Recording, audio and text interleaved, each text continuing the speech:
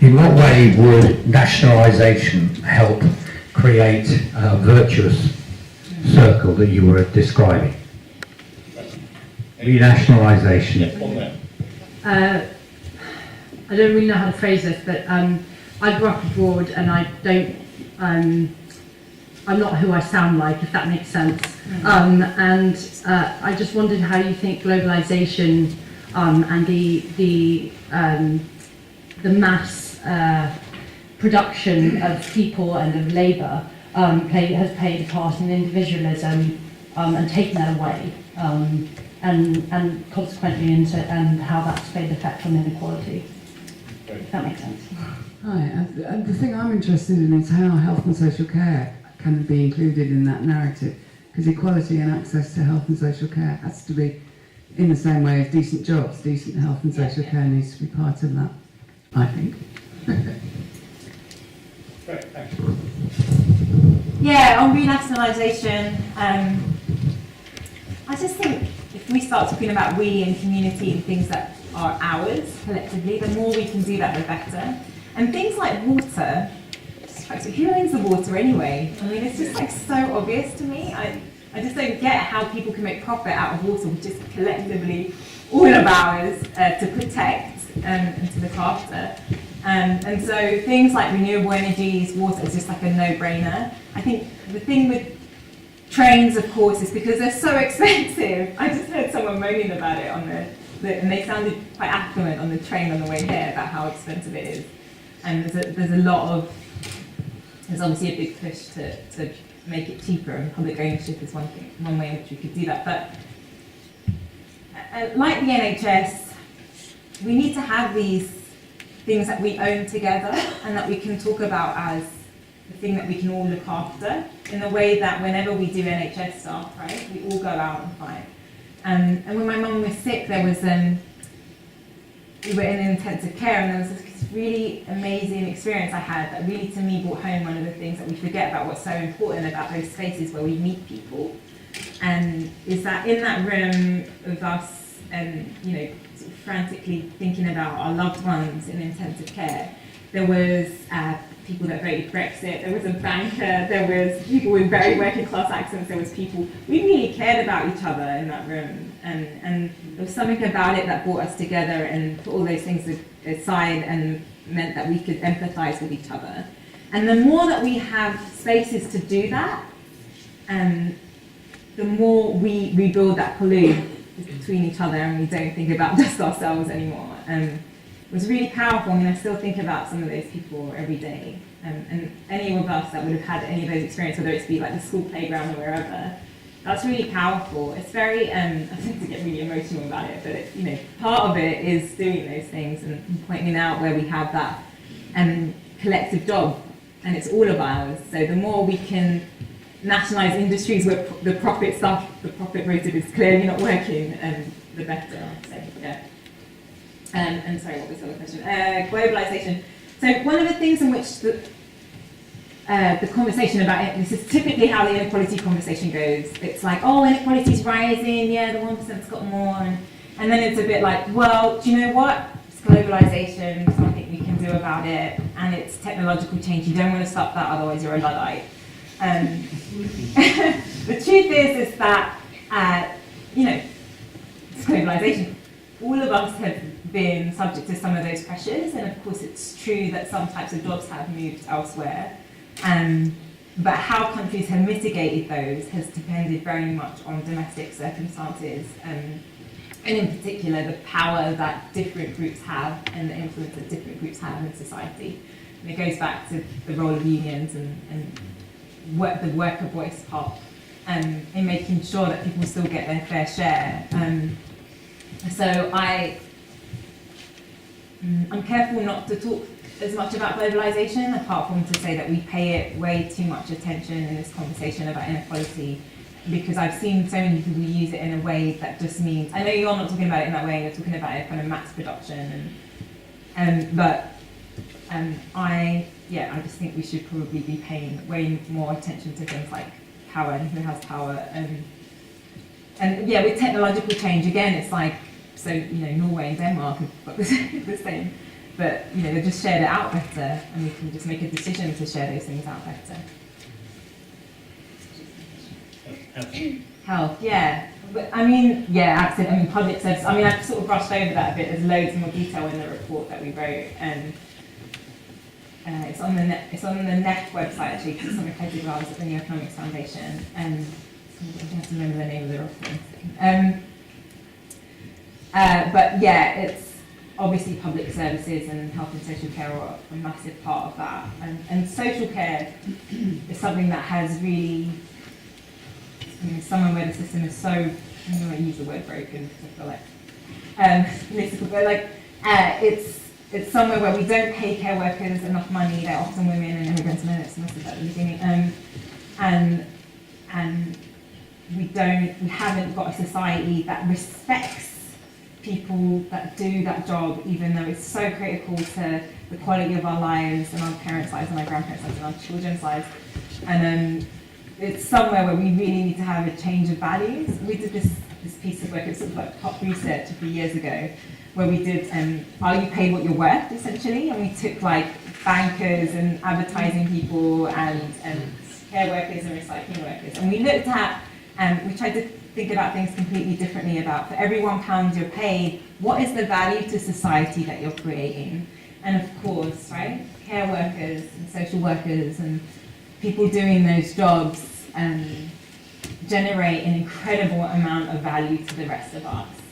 And we just, it's somewhere else again that we need to just change. And that report got so much attention. There was like all kinds of local radio stations that they had like a hospital cleaner on, and they'll have someone, and they'll be like, yeah, it's true, I do this, and I do like, and so as much as we can, I think it's due to do that research again, to be honest.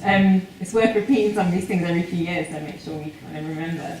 And the thing is with something like that is that the government could just make a decision to pay workers better. But they don't take that decision right now. I've got two separate points, both of different ways of telling the story.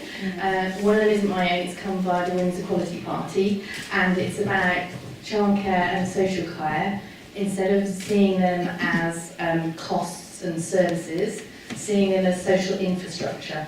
So changing to the way you talk about we need to invest in infrastructure and we need to make investment to help our economy, but then seeing social services and whatever as drains, sort of changing the mindset that though that's an investment that makes people able to work and produce money and stuff. I think that could be quite powerful.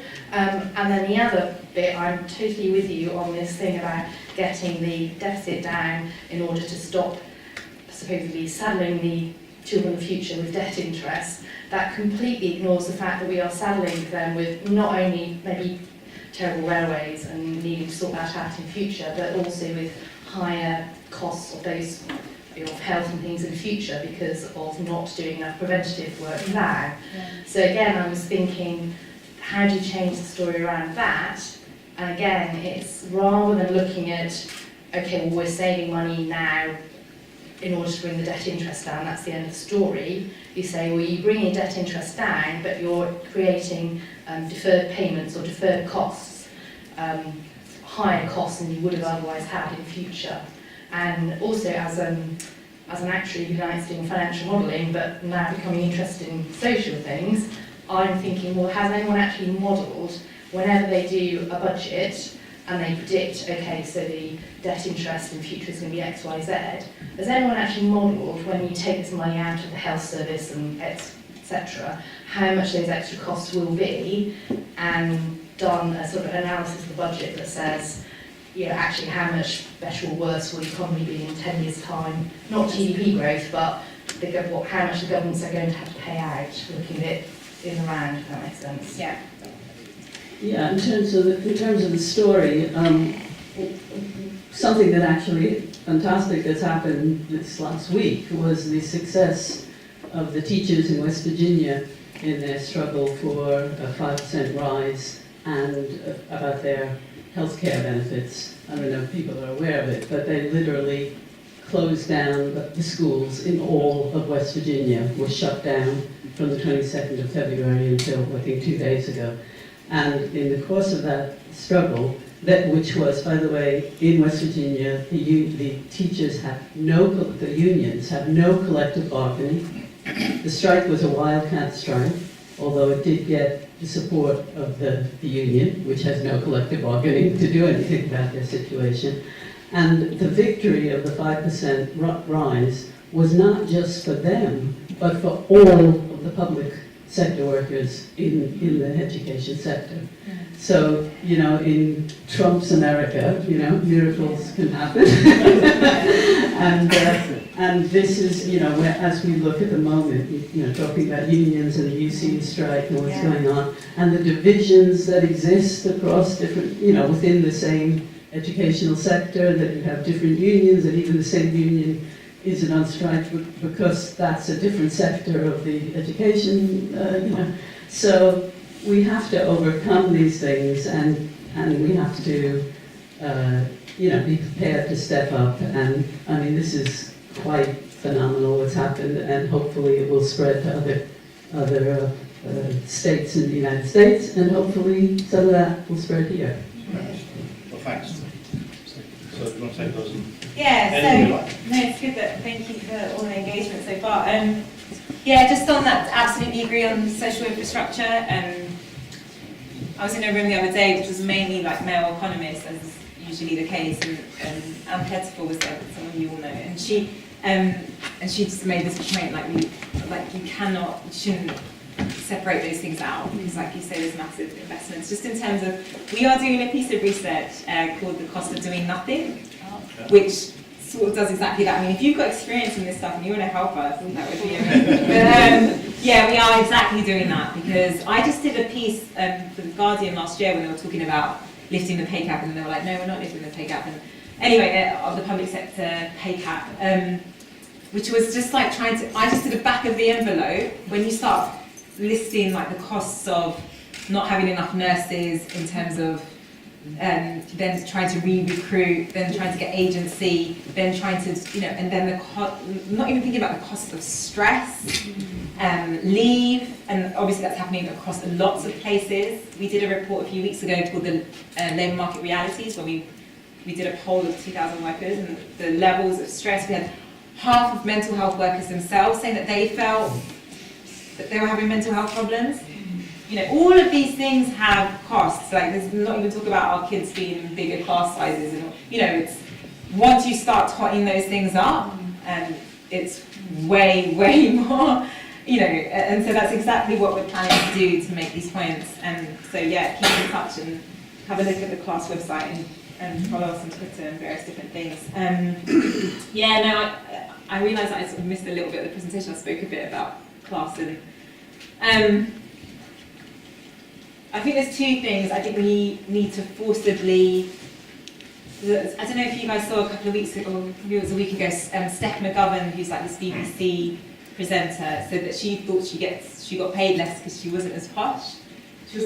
I mean, the data completely supports her. There is a class pay gap that not many people talk about, but there is, and it's founded in the data, and it's especially in sectors like the media, is that we just need to, those institutions need to make a decision that we are going to sort of over-represent those groups, and people are going to have to get used to the fact that they are, you know, that these people exist and they have voice and they're smart, and that, you know, I never was really one for, you know, things like women's shortlists and stuff, but they've totally proved themselves to be the right thing to do and to change things quite fundamentally. I think when you need change to happen quickly, you have to be a little bit more heavy-handed about it.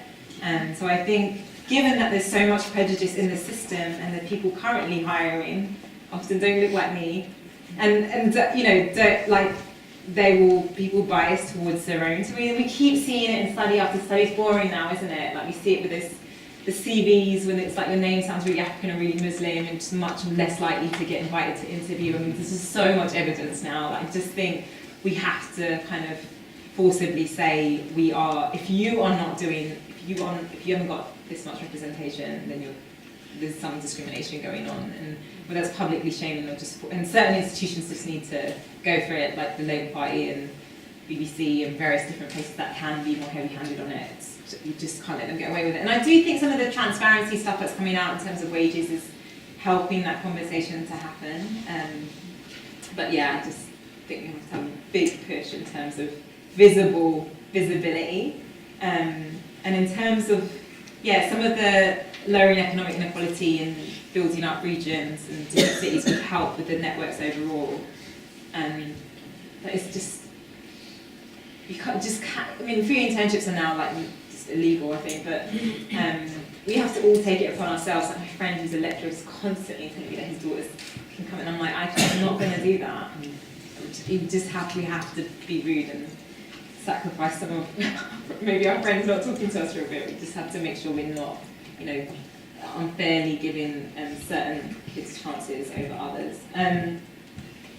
Yeah, there's loads of really positive stories that are happening right now in terms of like UCU and people coming together. I've been on, recently I've been at so many things where people are like, enough is enough, whether it be about HDB, about housing developments in where I live in Walthamstow or in Haringey, like people just coming together and saying that's enough, whether it's UCU strikes and in lots of different places, like young people who aren't going to be capitalists because they can't get any capital, just putting their foot down. So there is something happening. I feel a lot more positive than I did a year ago, and we have to tell those stories and remind people that when they do come together and they do stand together, that is when we win. And so it has to go back to that idea of solidarity and doing things together, because that is the only way in which things will change. So absolutely, I think that has to be should be part of the narrative. It can't be all, this is just really hard. We can say it's happening, it is happening. Yeah. Yeah, I just want to come back to the point of the lady down there made about the teachers in America, and I think you talked about a new narrative, and I think there is clearly a new narrative that's happening. And you talked about this then, about the grand narrative returning. It's the class struggle. It's the bicentenary of Karl Marx's birth this year. And it's no surprise that there are these huge struggles across the world in terms of working class people struggling, and the teachers, for example, UCU struggling as well. But unfortunately, one of the things that's happening, when you talked about trade unions, the actual strike in America last week, the actual teachers actually refused to follow the unions' actually sell-out clause. They sold them out, and it happened yesterday. The billionaire governor of West Virginia sold them out down the river, the teachers, and they basically had to go back to work. They forced back to work. So there was the union actually betrayed the workers in America. You've also got the UCU at the moment, who are currently fighting the third week of strike action. But for the past 2 years, you talked about the actual union membership going down. It's gone down because of the lack of fight for unions. They really have betrayed the working class across the world. And it's obvious that if you look at the actual historical record of the UCU as well, 16,000 members have left in the past, I think it's about 4 years, because of the lack of fight on pensions. So instead of going for these ideas of the unions, then we need new organisations. The same thing could be said about any political party in Westminster at the moment. There is no political party who's going to fight for class consciousness and the working class people across the country and across the world, in fact. So the idea of actually putting our faith in a Labour Party or a Conservative Party, Lib Dem Party, is just historically bankrupt. I would think. Where should we put our faith? Pardon? I'm not saying that you're wrong, but where would you put your faith? In the working class. The working class themselves have to organise themselves independently of any current order that's in place at the moment. It can't be done through the current system. Capitalism is you've got basically, you have the ruling class paying for war, and they're attacking the working class at home. So it's quite clear that something happening. So there needs to be a new organisation, I think, that should be brought forward. If I can risk using the word social mobility, completely different subject, but you mentioned earlier it all starts from young children, and right from the beginning young children are put in pigeonholes. It seems to me that early education, primary school, maybe before primary school, is the most important thing to concentrate on, but I don't think primary school teachers are really considered to be important. They're still considered to be an easy job. I think that primary school education is what we should be putting all our resources into. I agree with your presentation. I just would like to make the point that the rich are always over there and the poor over there, and the elite are just above me and the poor are just below me, and I sit in the middle wishing people did something differently. And I guess I just take my own case is, really I should vote for and lobby for increased taxes, that I can't pass my wealth on to my children or give them a leg up in life, because that's leading to an unfair system. So I just come back to personalising it. You know, if it's either, you know, I have a big house, it's unused resources in that house. I need to be in a system where it forces me or encourages me to downsize. So I just want to bring it back to the personal as well, rather than just the it's them lot over there that cause the problem. Yeah, on unions, sure, there are definitely examples of where, I mean, they haven't been great historically on race either, or not always great for women, but I mean, there's a lot of battles that they have won, and they are willing to fight. And again, these are organisations that should be democratic, and that we, you know, I found it really interesting. I think Deliveroo is a really good example of this, is that the way that they designed the system, and they probably didn't think about this, is that with Deliveroo, I don't know if you have it in Cambridge. So lovely of me, I'm so sorry. They basically have like hubs where they come together and they tend to talk to each other. So unlike a lot of other works now that have been kind of atomized and you don't get to see other workers, they get to see each other, and so they've got to like have a moan about this and that, and they've built friendships over time. And so when it came to standing together, it was sort of easier to do. But it was sort of, we don't want to reinvent the wheel here. Essentially, they did the same thing that is at the very basis of collective struggles and trade union organising, which is they come together, they decide what they want, then they don't go individually to speak to the managers, which is what they wanted, because they wanted to divide them and break them up that way, and they have a rep that goes and does it. So, you know, when we talk about new institutions, I think history and day-to-day examples show us again and again that a lot of those ways of organising and bringing people together and building solidarity are still as relevant today as they were, you know, during past class struggles or worker struggles. You know, I agree. I was never one to really rely on politicians. In fact, like I spent so much time like briefing politicians that I had very little faith in them, because often they were incrementalists, and I just felt like we don't have time for incremental change. But I do think, you know, and this is my opinion, that the politicians I meet now are dramatically different on the left to the ones that I dealt with even 5 years ago.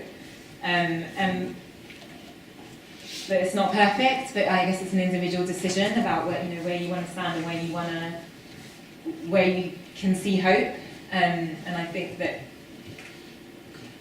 for me, I think this certainly been on a journey, and I feel a lot more hopeful now than I did a couple of years ago. We have the political system that we do, and they still have power. So having people, you know, saying that they straight out will stop austerity is more than what we had a few years ago. So yeah, I'm kind of trying to keep positive with that. And then primary schools and teachers.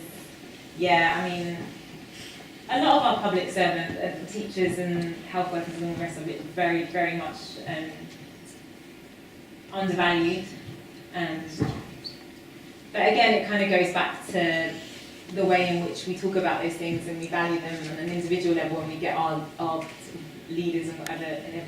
I mean, people do understand that teachers are important. I mean, I don't know what to say about that, apart from we have to all kind of make sure we go out and make sure that we don't play into those same narratives. And in terms of like someone saying about, you know, being in the middle and the personal things we can do, and I get that, like, you know, like I just said that I had to tell my friend I'm not going to give his daughter an internship. He was a bit pissed off. Yeah, it's tricky, and with the system, and it is the system that incentivizes people to do certain things, right? And I remember my friend who was at Oxford with me, and he'd come from Nigeria just a few years earlier, and his mum was a nurse, and they lived in Canning Town in quite difficult circumstances. And I remember him saying to me at the end of uni, and well, he was in the year below me, but he was like, I know, Faiza, that I'm a sellout, you're going to think I'm a sellout, but I'm going to go and work in the city because I just want to move my mum out of Canning Town. And that kind of goes back to that whole conceptualization of what it means to be socially mobile, and that you have to get out of these places because these places are so bad. And you know, I can't blame him for wanting to do that. I totally understand it. So we have to use whatever power we have collectively to push for, like when in polls, people are saying now they're willing to pay more taxes, that's important. How do we send those messages out individually? How do we get involved in our workplaces, and in whatever way we can make it clear that we want change and that we are willing to give up something for it. And you know, and I think I've had conversations with people on the right who are really shocked, and then they'll say those things where people say they want to pay more taxes, it's just not true. How do we tell them that that is true? I am willing to pay more taxes if I can live in a country that doesn't have as much homelessness. My niece has been with me from Australia this week, and she said to me, I think yesterday we were out and about, no, today, and it was like, I think in the 24 hours we had 4 different homeless people come and speak to us, and she saw many others. And she said to me, why does this happen so much here? It's not like this in Sydney. And I'd be willing to pay more taxes to not have to, even if selfishly I don't want to deal with the guilt of what I should do in those situations, you know. But and we have to shout loud about that and do what we can in our personal lives. But yeah, I understand it's difficult to say I'm not giving you anything to your kids or something. Yeah. So I think this will be the last round. So hands up who wants to ask a question. We'll try and get everybody in. Balance will go last, right? So yes, here first. Hi, we've had people. So do you want to there's a microphone quite close.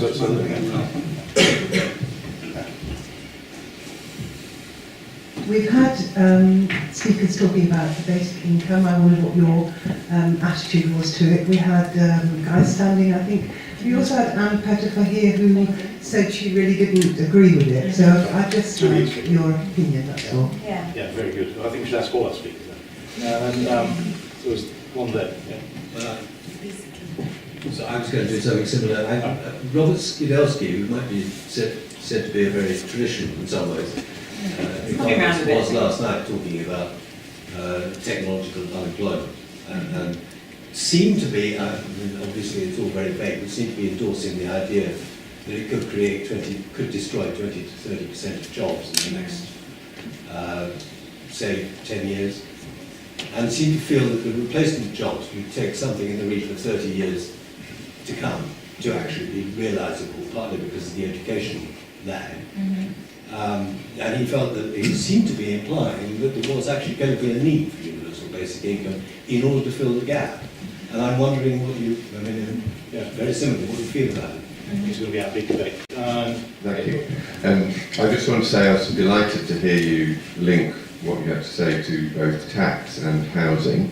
So this is a naked plug to point out to everyone that both tax and land and housing are specific topics coming up in the next month or two. And to illustrate Claire's point, everything is joined together. So I hope we'll come to both of those. My specific question was really, a lot of what you're doing is educating the world or the country about the issues of class and social mobility, and you've talked about redesigning the concept of social mobility, and there's a lot of what you said that is evident in Owen Jones's books about let's stop trying to pull people out and just thicken the gravy at the bottom. You know, what we've got to do is put some sausages in the gravy and make the whole thing work for everyone. But what is class doing beyond education? What specific kind of programs do you have to, I'm asking this in the context of this talk series because it's about imagining 10 years from now what we've done to fix these problems. What do you do beyond educating us? What are the specific programs to fix it? Right, so these are two classic questions. What do you think of the basic income? What are we going to do about it? Sure, everyone, people do ask a lot about the basic income. I mean, I guess the bottom line is I'm not convinced, and the reason for that is, one, I am really into the idea of rather than basic incomes to talk about services. So, I often think that we're not being ambitious enough. Like, why don't we have free renewable energy? Let's get to that. Let's have cheap housing. Let's have, I just think that those things would be harder to undo. The reason why I worry about basic income, so I think there's a better idea, and I'd rather put more energy into that. That's the first thing. The reason I worry about it, and you would have heard others talk about this, is that one,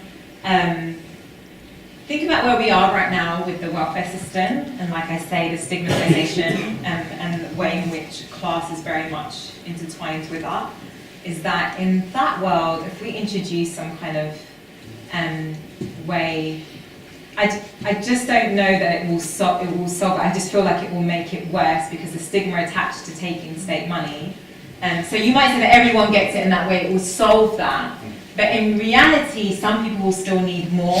It's just not going to be enough for like day-to-day life. I believe in universalism generally because I just think if everyone puts in and everyone gets out, it's just more helpful for society. I'm just not sure that the narrative's right there. I just don't think I'm not sure it would help us with some of those things. But like I'm open to being convinced, and I've like seen guys standing quite a lot. And the other thing is that I really worry about whose hands it's in, because I've seen people on the right argue for basic income and universal basic income, and it's a very slippery slope then to saying then you buy your own services. That's what they argue. So they will argue, and sure, if it was up to like the guy standing in and Jeremy Corbyn, they were all in power, then I'd probably feel less worried about it.